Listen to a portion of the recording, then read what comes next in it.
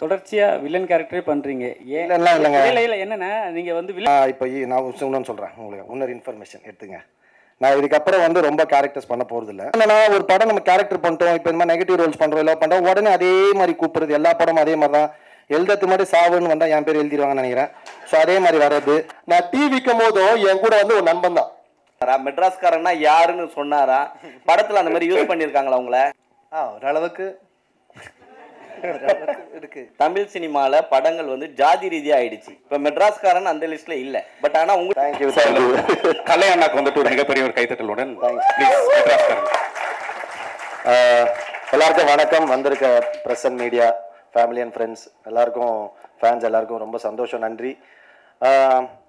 மெட்ராஸ் எனக்கு ரொம்ப என்னோட ஊர். ஸோ மெட்ராஸ் வந்து இட்ஸ் ஸ்பெஷல் எமோஷன். எனக்கு ரொம்ப எமோஷனலாக இருக்கும். அந்த மெட்ராஸ்காரன்ற படத்தில் நான் இருக்கிறதுல ரொம்ப ஹாப்பி.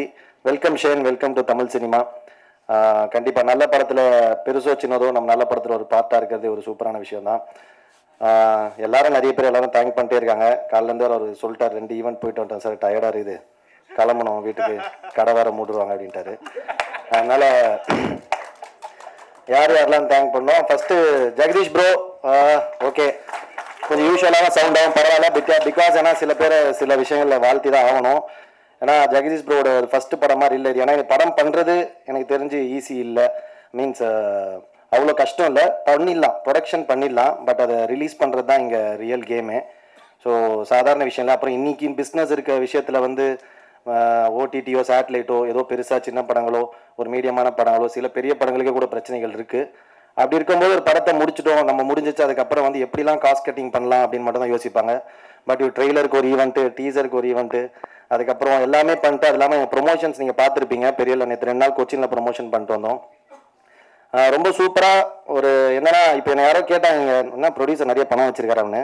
நான் சொன்னேன் நல்ல மனசு வச்சிருக்காரு அப்படின்னு. ஏன்னா சும்மா பணம் எவ்வளோ இருந்தாலுமே ஒரு நாளைக்கு 10 ரூபா 20 ரூபா செய்யணும்னால அது நல்ல மனசு வேணும். ஒரு நாளைக்கு 1 கோடி சம்பாரிச்சாலும். Thank you Jagadish bro, you are an amazing person. ரொம்ப லேட்டாக நம்ம ஃப்ரெண்ட்ஸ் ஆகிட்டோம். ரிலீஸ் முன்னாடி இருந்தால் இன்னும் நல்லா இருந்திருக்கும்.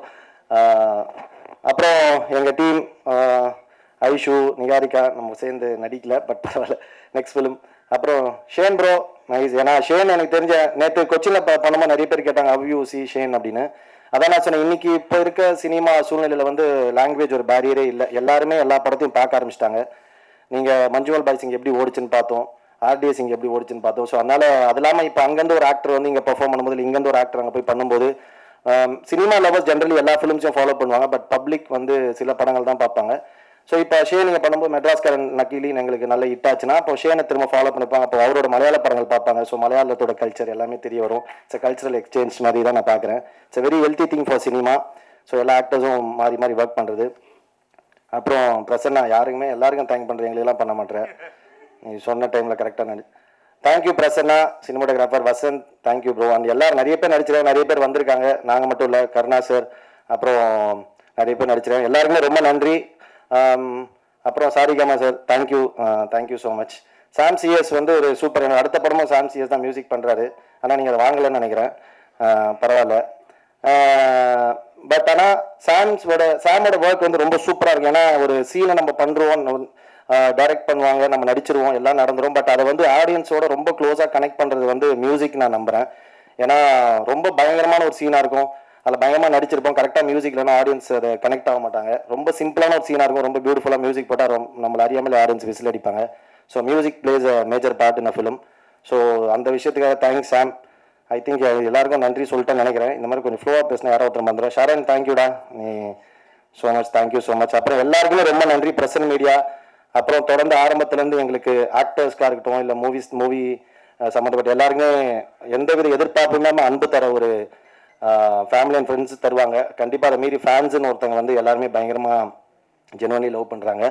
ஸோ அங்கே எல்லாருக்கும் நன்றி, தேங்க்யூ ஸோ மச். மெட்ராஸ்காரன் கண்டிப்பாக நல்ல படமாக இருக்கும். யார் தலை? டேரக்டர், ஐயோ அதான் சரி, மன்னிச்சிருத்தலை, பரவாயில்ல, 2 நாளாக ஒன்றா தான் இருந்தேன், மறந்தாலும் தப்பு இல்லை. தேங்க்யூ வாலி வந்து மெட்ராஸ்காரன் கதை எனக்கு சொன்னார்,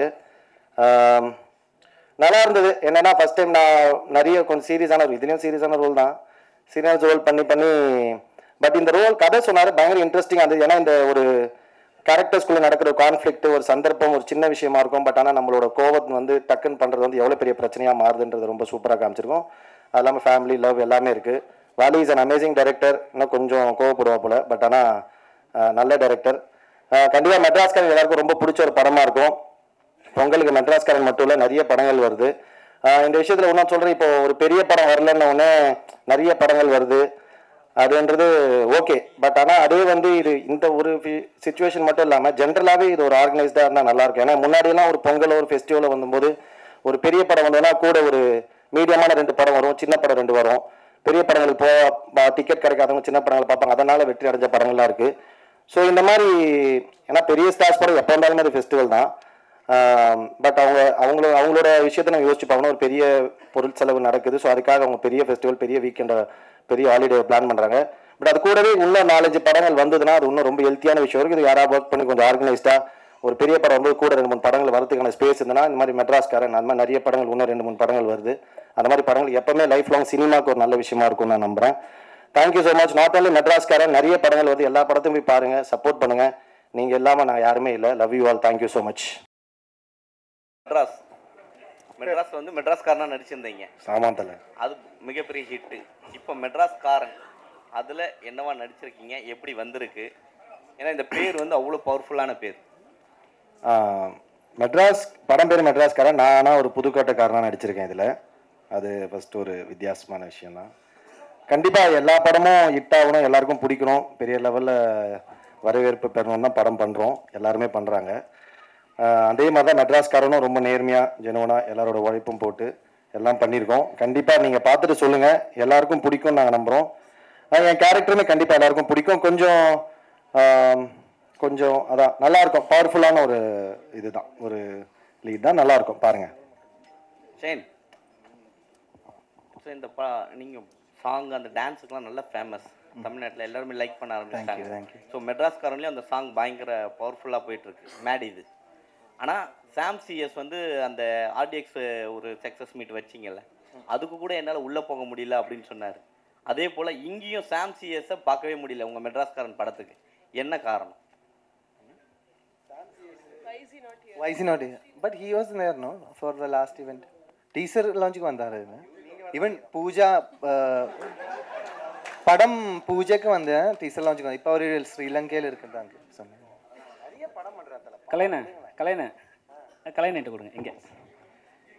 ஆனால் இப்போ நீங்கள் ஸ்டேஜில் சொன்னீங்க, பார்ட்டியாக உட்காந்துருக்காங்களே ஃபர்ஸ்ட் ரோல ஸ்டேஜில் சொன்னீங்க பெரிய படங்கள்லாம் வந்து சின்ன படங்களை வந்து டோட்டலாக அழுத்திடுறாங்கன்னு நீங்கள். சரி, இப்போ வந்து நீங்கள் சொல்கிற விஷயம் வந்து நல்லா புதுசாக இருக்குது. இது யாருக்கிட்ட எடுத்துன்னு போனால் சரியாக இருக்கும்? ஏன்னா நீங்கள் எல்லாருமே இண்டஸ்ட்ரியில் எல்லாருமே எல்லா கவுன்சிலுமே, நடிகர் சங்கம், தயாரிப்பாளர் சங்கம், இயக்குனர் சங்கம் எல்லாருமே ஒன்றா உட்காந்து பேசி ஒற்றுமையாக அந்த மாதிரி ஒரு முடிவு எடுத்தால் நல்லாயிருக்கும். கண்டிப்பாக அது வந்து என்னென்னா இப்போ நீங்கள் ஒரு படம் வரலன்றது வந்து எனக்குமே வருத்தமாக தான் இருக்குது. நானுமே ரொம்ப, ஏன்னா மகிழ் திருமணி சாரோட ஃபேன், அஜித் சாரோட பயங்கரமான, எனக்கு ரொம்ப பிடிக்கும் அவரை. அந்த படத்துக்காக வெயிட் பண்ணேன். பட் வரலன்னொடனே இவர் எடுத்தோன்னே தேங்க்ஸ் சொல்லிட்டாரு. 10 படம் வருதுன்றது ஓகே, பட் ஆனால் வந்து இப்போ 10 படம் வெயிட் பண்ணுறதுக்காக லாஸ்ட் மினிட்ல வரணும். இப்போ நிறைய படங்கள் வரணும்னு ட்ரை பண்ணியிருந்துருக்கலாம். அவங்க வரலன்னு, பெரிய படம் வரலன்னு தெரிஞ்சோன்னே அவங்க போஸ்ட் ப்ரொடக்ஷன் ஒன்றும் ஃபாஸ்ட் பண்ணியிருப்பாங்க. ஸோ இந்த மாதிரி ஒரு படம் வந்து மொத்த ஸ்பேஸையும் எடுத்துகிட்டு போகிறது இல்லாமல், அதுதான் நான் ஓப்பனாக தான் சொன்னேன். அப்படி இல்லாமல் அது வந்து கொஞ்சம் ஆர்கனைஸ்டாக இருந்தனா ஒரு பெரிய படம், அவங்களுக்கு ஒரு நம்பர் ஆஃப் தியேட்டர்ஸ், அதுக்கப்புறம் அது கூட ஒரு மீடியமான படமோ 2 படமோ, இல்லைனா அதுக்கப்புறம் சின்ன படங்கள், புது ஏன்னா இப்போ ரொம்ப பேஷனேட்டாக சினிமா ரொம்ப அணுகி வராங்க நிறைய பேர். இப்போ ஜெகதீஷ் ப்ரோ நான் ஏன் சொன்னேன்னா, ஜெகதீஷ் ப்ரோ மாதிரி ஆளுங்க ஜெயிச்சாங்கன்னா தமிழில் இன்னும் நிறைய படங்கள் வரும், நிறைய நியூ ஆர்டிஸ்ட் வருவாங்க, நியூ டைரக்டர்ஸ் வருவாங்க. ஸோ வந்து வெறுமனே இப்போ பிஸ்னஸ்னு சொல்கிறோம். அதே மாதிரி எடுத்தோன்னே இப்போ ஒரு வேர்டு எடுத்துக்கிறோம், பேன் இண்டியானிரும்.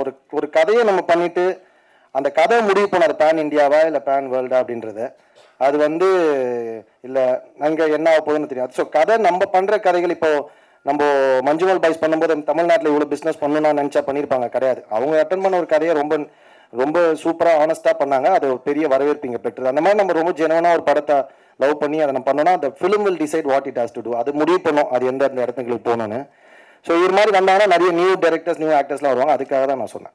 தொடர்ச்சியாக வில்லன் கேரக்டரே பண்ணுறீங்க. இல்லைங்க இல்லை என்னென்னா, நீங்கள் வந்து வில்லன் கேரக்டர்னா ரொம்ப பவர்ஃபுல்லாக இருக்குது, ஹீரோனா சும்மா அப்படியே லைட்டாக வெறும் ஒரு சாங்ஸ் வச்சு முடிச்சிடறாங்கன்னு சொல்லிட்டு ஒரு தமிழ் சினிமாவில் ஒரு விஷயம் இருக்குது. அது எப்படி பார்க்குறீங்க? ஏங்க சண்டை தாங்க இருக்கிறதுலே கஷ்டம் படத்தில், ஸ்டண்ட்டு தான். அப்படி இல்லை. நான் இப்போ நான் இன்னொன்று சொல்கிறேன் உங்களுக்கு, இன்னொரு இன்ஃபர்மேஷன் எடுத்துங்க. நான் இதுக்கப்புறம் வந்து ரொம்ப கேரக்டர்ஸ் பண்ண போகிறதில்ல. நான் வந்து அதுக்கு என்னென்னா, அதுக்கு ரீசனும் வந்து இங்கே நான் வந்து ரொம்ப ஹெல்த்தியாக இல்லைன்றதை ஃபீல் பண்ணுறேன். ஏன்னா வந்து இப்போது நான் கேரக்டர்ஸ் பண்ணுறது ரெடி. ஏன்னா இன்றைக்கி நான் சாப்பிட்ற சாப்பாடு நான் பண்ண கேரக்டர் தான் எனக்கு சோறு போட்டுட்ருக்கு. ஸோ அதனால் வந்து அதை நான் மறக்க மாட்டேன். கேரக்டர் ரொம்ப முக்கியமான விஷயம் தான். பட் ஆனால் என்னென்னா, இது வந்து இங்கே இப்போ மலையாளம் எடுத்திங்கன்னா எக்ஸாம்பிள் நான் சொல்லுவேன், சில ஆக்டர்ஸ் வந்து மல்டி ஸ்டாரர் பண்ணுவாங்க. இங்கேயும் இருக்குது, இல்லைன்னு சொல்ல மாட்டேன், ரொம்ப கம்மியாக இருக்குது. மல்டி ஸ்டாரர் பண்ணுவாங்க, திடீர்னு வந்து பார்த்தீங்கன்னா ஒரு பெரிய படத்தில் சின்ன ரோல் நடிச்சிருப்பாங்க, நெகட்டிவ் பண்ணுவாங்க. ஆனால் அவங்கள வச்சு ஹீரோவாக 2-3 படம் வரும். இங்கே வந்து என்னென்னா, ஒரு படம் நம்ம கேரக்டர் பண்ணிட்டோம், இப்போ இந்த மாதிரி நெகட்டிவ் ரோல்ஸ் பண்ணுறோம், எல்லாம் பண்ணுறோம், உடனே அதே மாதிரி கூப்பிடுறது. எல்லா படமும் அதே மாதிரி தான். எழுதுறதுக்கு முன்னாடி சாவுன்னு வந்தால் என் பேர் எழுதிடுவாங்கன்னு நினைக்கிறேன். ஸோ அதே மாதிரி வர்றது. ஸோ அதில் பஞ்சாயத்தாகவும் இருக்குது. நான் பரவாயில்ல, அதை நான் நமக்கு நல்லா நடித்தா பாராட்டுறாங்களா, அதை ஏற்றுக்கிறோன்னா, கலாச்சாரம் ஏற்றுக்கணும், கிண்டல் பண்ணாலும் ஏற்றுக்கணும், அதை நான் கண்டிப்பாக ஏற்றுக்கிறேன். பட் சொல்கிற விதம் இருக்குது, அது நல்ல விதமாக சொன்னாங்கன்னா கண்டிப்பாக ஏற்றுன்னு நான் மாற்றிப்பேன். ஸோ வந்து என்னென்னா, ஸோ அதனால் அந்த பிரச்சனை இருக்கிறதால என்னென்னா, இப்போ வந்து நம்ம கேரக்டர் பண்ணும்போது இப்போ நார்மலாக ஒரு படம் வச்சுங்க, பெரிய ஹீரோஸ் படம்லாம் வேணாம், அதெல்லாம் நார்மலாக ஒரு படம் பண்ணுறாங்க. அந்த படம் பண்ணுறாங்க, இப்போ அந்த படத்தில் வந்து யாருனாலும் ஹீரோ நடிக்கலாம். இப்போ ஒரு புது ஹீரோ நடிக்கிறான்னு வச்சிங்களே, ஒரு நார்மலாக ஒரு ஹீரோ நடிக்கிறாங்க, அதுலேயுமே நம்ம செகண்டரியாக தான் எழுதுறாங்க, செகண்ட் கேட்டகிரிலேயே வச்சுருக்காங்க. ஸோ அது வந்து கொஞ்சம் டிஸ்டர்பிங்காக இருக்குது. I don't feel that is healthy. எனக்கு அது செட் ஆகலை. ஸோ அதனால் நான் வந்து இதுக்கப்புறம் ரொம்ப எக்ஸ்ட்ரீம்லி சூஸியாக, ரொம்ப கரெக்டாக இருந்தால், ரொம்ப சூப்பராக இருந்தால் மட்டும் தான் கேரக்டர்ஸ் பண்ணுவேன், இல்லைனா லீடாக தான் பண்ணலான்னு முடிவு எடுத்திருக்கேன். நான் டீ விற்கும் போதும் என் கூட வந்து ஒரு நண்பன் தான். நான் வந்து அப்போ பேக் எடுத்து சொன்னேன். அவன் வந்து வேணாண்டா நீ இருறா நான் எடுத்துருவான்னு சொல்லிட்டு அவன் கூட தூக்கின்னு போகிறான். அந்த நண்பன் கார்த்தி இங்கே தான் இருப்பான், இங்கே தான் இருக்கான் பாருங்க, என் கூட இருக்கிற பாருங்க, அவன் தான் அந்த கார்த்தி. ஸோ நண்பர்கள் வாழ்க்கையில் ரொம்ப முக்கியம் பிரதர். பணம் இருந்தாலும் சரி, இல்லைனாலும் சரி, வசதியாக இருந்தாலும் சரி, உயரத்து இருந்தாலும் சரி, நண்பன் எப்போ வாழ்க்கையில் முக்கியம். நம்ம எதுவுமே நம்மளோட சந்தோஷத்தை எல்லாரும் ஷேர் பண்ணுவோம், கஷ்டத்தை நம்மகிட்ட மட்டும் தான் சொல்லுவோம். ஸோ அது மாதிரி சேர்த்த கூட்டங்க தான். சொல்லுங்க பிரதர். என்ன ப்ரொடியூசர் கதெல்லாம் கேட்டிங்களா? நெக்ஸ்ட் ஹீரோ ஆயிடுவீங்க போல் இருக்கு. ஐயோ பார்த்தா அதுவும் வாலி தான் எடுப்பாரா? யாரு? அதெல்லாம் எதுவும் இல்லைங்க. இல்ல முதல்ல இப்ப எடுத்த படத்தை எவ்வளவு கஷ்டப்பட்டு எடுத்திருக்கோம். அதான் 10ஆம் ரிலீஸுக்குன்றது சடனா பிளான் இது பண்ணுவோம். ஒர்க் நிறைய இருக்கு, நிறைய போக வேண்டியது இருக்கு, போக வேண்டிய தூரங்கள் நிறைய இருக்கு. முதல்ல அதை பத்தி யோசிப்போம், அடுத்த படத்தை பத்தி யோசிப்போம், அப்புறம் என்ன நடக்குதுன்னு பார்ப்போம். இல்லை இதில் மேடியோட சாங் அந்த மணிரத்னம் சார் காதல் சடுகுடு, ஸோ அதை யார் சூஸ் பண்ணது ஃபர்ஸ்ட்டு? ஏன்னா அவ்வளோ அழகா இருக்கு, லைட்டிங் அந்த இதெல்லாம் நல்லா இருக்கு, டான்ஸிங்கும் பர்ஃபெக்டாக இருந்தது. பட் இது டைரக்டர் மட்டும்தான் யோசிச்சாரா இல்லை நீங்கள்? இல்லை நானும் அவரை டிஸ்கஸ் பண்ணது தான். டிஸ்கஸ் பண்ணது அந்த சாங்கு. பட் ஆனால் இந்த சாங் வந்து ஃபர்ஸ்ட் வந்து சூஸ் பண்ணது வேற ஒரு சாங் போகலான்னு நினச்சோம். அதே அரைப்பாதை படத்தில் ஃபர்ஸ்ட் சாங் அந்த கல்யாண சாங் வரும் பாருங்க, அதில் அந்த சாங் தான் சூஸ் பண்ணி போகலான்னு இருந்தோம். சார் அதை விட வந்து காதல் சவுடு நல்லா இருக்கேன்னு சொல்லிட்டு ஹீரோ அப்புறம் டேரக்டர் எல்லாம் டிஸ்கஸ் பண்ணுறோன்னு அப்புறம் கடைசியாக வந்து இந்த பாட்டே போகலாம் அப்படின்னு சொல்லி சூஸ் பண்ணது அந்த சாங். ஷைன், இங்கே சென்னையில் வந்து பார்த்தீங்கன்னா மெட்ராஸ்காரன் வந்து ஸ்லாங் வந்து வேறு லெவலில் இருக்கும், கேள்விப்பட்டிருக்கீங்களா? ஜஸ்ட் இப்படி தட்டிட்டு பைக்கில் ஏதாவது போயிட்டாவே வேறு மாதிரி வாய்ஸ் வரும். ஸோ அதெல்லாம் நீங்கள் கேட்டிங்களா? டைரக்டர் உங்களுக்கு எக்ஸ்பிளைன் பண்ணாரா? மெட்ராஸ்காரன்னா யாருன்னு சொன்னாரா? படத்தில் அந்த மாதிரி யூஸ் பண்ணியிருக்காங்களா உங்களை? ஓரளவுக்கு இருக்கு. அந்த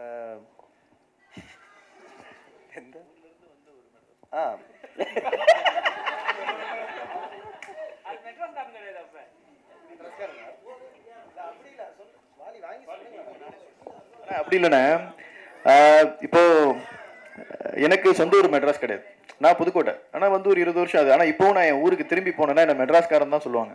மெட்ராஸ்காரன் வந்துட்டான், மெட்ராஸ்காரன் கிளம்பிட்டான், இப்படி தான் சொல்லுவாங்க. ஸோ அதுதான் நான் எடுத்துக்கிட்ட ஒரு ஐடென்டிட்டி. இன்னொன்று, சினிமாவில் எப்படி சொல்கிறது, காலங்காலமாக காமிக்கிற அந்த மெட்ராஸ் தமிழுக்குள்ளே நாங்கள் போகல. நீங்களும் நானும் எல்லோரும் பேசுகிற ஒரு வழக்கு தமிழுக்குள்ளே தான் அந்த படம் ட்ராவல் ஆகுது. ஸோ இதுதான் கலைண்ணா. இல்லை ஆக்சுவலாக எல்லாம் நீங்கள் அங்கே சொல்லும் போது மலையாளத்துலேருந்து இங்கே வராங்க, தெலுங்குலேருந்துலாம் வராங்க அப்படின்னு சொன்னீங்க. ஆனால் தமிழ் சினிமாவில் பார்த்தீங்கன்னா 2ஆக பிரிஞ்சிருக்கு. அதை எப்படி பார்க்குறீங்க? தமிழ் சினிமாவில் படங்கள் வந்து ஜாதி ரீதியாக ஆயிடுச்சு. இப்போ மெட்ராஸ்காரன் அந்த லிஸ்ட்டில் இல்லை, பட் ஆனால் உங்களுக்கு தெரியும், அதனால தான் ஸ்பெசிஃபிக்காக உங்ககிட்ட இல்லைங்க. நம்ம அது கிடையாது, நம்ம இன்க்ளூசிவ் பாலிடிக்ஸ் தான் பேசணும். என்னென்னா, நம்ம யாரை ஒருத்தரை சரியாக காட்டுறோமோ அது பிரச்சனை இல்லை, யாரையுமே தவறாக காட்டக்கூடாது, அவ்வளோதான், சிம்பிள். ஓகேவா? ஸோ அது வந்து நீங்கள் பெருமை பேசுகிற, நான் என்ன சொல்கிறேன், உங்களை பற்றி நம்ம ஒருத்தரை பற்றி பெருமையாக பேசினா அது அவங்கவுங்க இஷ்டம், அவங்க விருப்பம், அவங்களோட கல்ச்சராக இருக்கலாம், முறையாக இருக்கலாம், அது பிரச்சனை கிடையாது. பட் அதுக்காக நீ மற்றவங்கள தப்பாக காட்டக்கூடாது, மற்றவங்கள தாழ்த்தி காட்டக்கூடாது. அதுதான் லாஜிக், அவ்வளோதான், சிம்பிள். சூப்பர். மச்சான் வந்திருக்காங்க அங்கேருந்து, மனோஜ் ஆயிடா, நல்லா இருக்கியா?